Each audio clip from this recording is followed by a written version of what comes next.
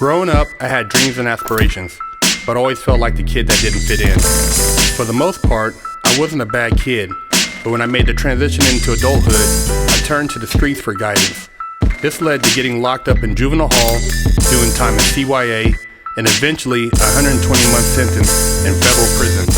I had a lot of time to think and reflect during my federal sentence, so I share with you what I learned, hoping I can positively influence someone else's life with Prison Talk.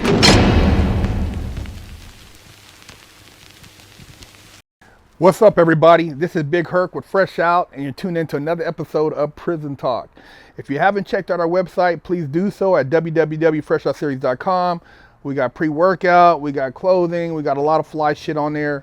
If you got a question, hit us up at FreshOutSeries@gmail.com. Also, subscribe and support our Instagram, our Twitter, and our Patreon, which are Fresh Out Series. We love y'all. Thanks for supporting. Had a question for one of our viewers. Now that El Chapo is locked up, how would the inmates welcome him? With respect? Does he have to gain respect? Or do the inmates even care what he's done on the outside? Also, if there's a shot caller where he's at, how would he welcome El Chapo? El Chapo. Well, for one, El Chapo is pretty high powered. He has, I would say he has a pretty strong reach when it comes to getting shit done on the streets.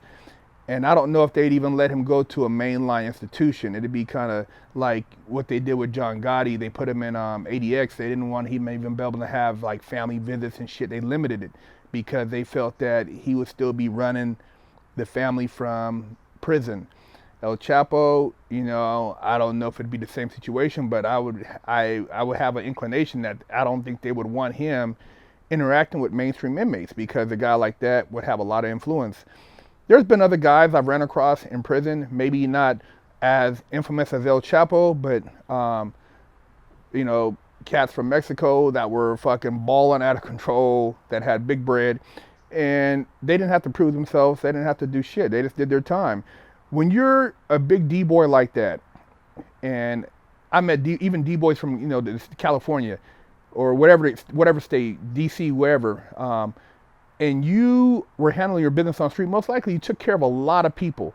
As long as you didn't fuck nobody as far as how you did business, when you get cracked, you usually have an insulation when you get into whatever institution you're at because people have heard about you. Your name is ringing. You fed a lot of people. You sold that much dope like El Chapo, man. I mean, fuck, you had people from all over the country who was making a living off this cat.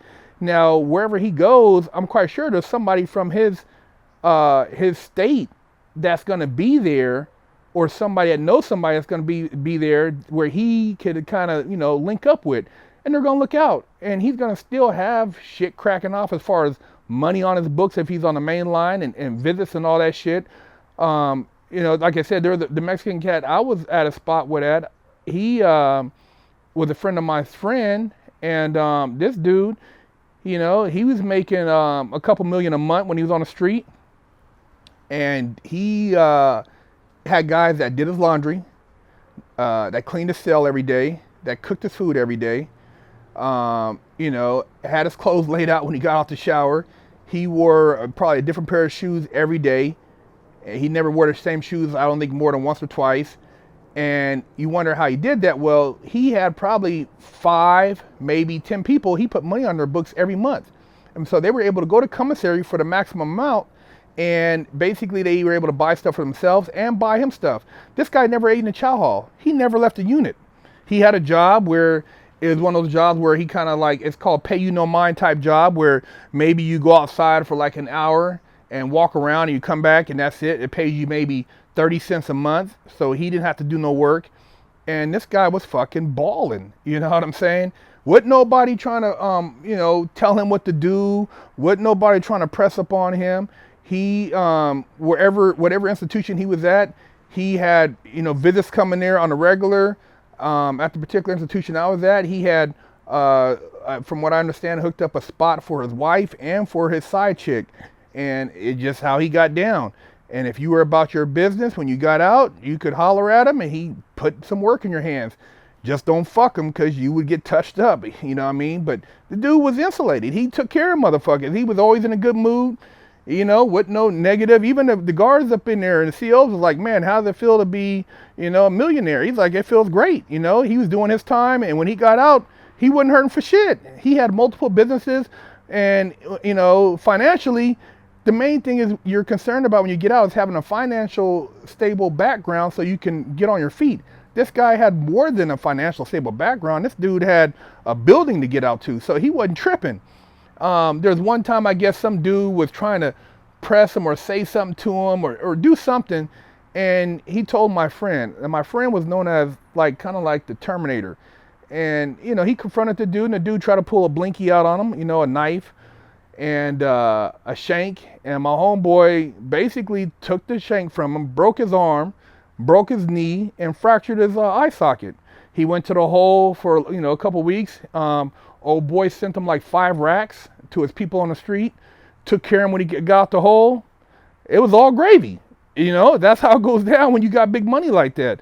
But, you know, as far as some little shot caller trying to, you know, tell a big D boy who basically was handling business and he's not a dick, he ain't got a whole lot of issues, man. You know, El Chapo, I don't see him having any issues with people because, you know, he did take care of a lot of people who were in positions where they needed help, and regardless of the people who maybe suffered from that as far as the feuds and, you know, and whatever other clashes they had, I don't think that it would be anything major to where he'd be worried about his life up in there on the main line. But my experience that I've seen with D-boys like that, there was another guy I know from Colombia. He was cool. He had people, like, he put money on people's books. He was in there balling. With nobody pressing him. He minded his business. He didn't brag about the money he had. Even the other guy from Mexico, he didn't brag about the money he had. You know, he did his thing. Motherfuckers knew he had money, but it wasn't like, you know, oh, man, I'm going to press this dude. You don't press people like that. And I've seen where a guard at another institution tried to, I guess, kind of inconvenience a mafia boss. And this cat was able to get somebody on the street to take pictures of this guy's family and let him know, like, motherfucker, you fucking with the wrong person. So you don't fuck with certain people, man. You don't know what they're capable of. And when they got people on the street that can make shit happen, shit goes down. So, yeah, El Chapo, he be up in there living it up and, you know, doing his thing up in there. So I don't see him having any problems if he had to hit the main line. Lockdown's over. Get your yard time in. Exclusively at FreshOutSeries.com.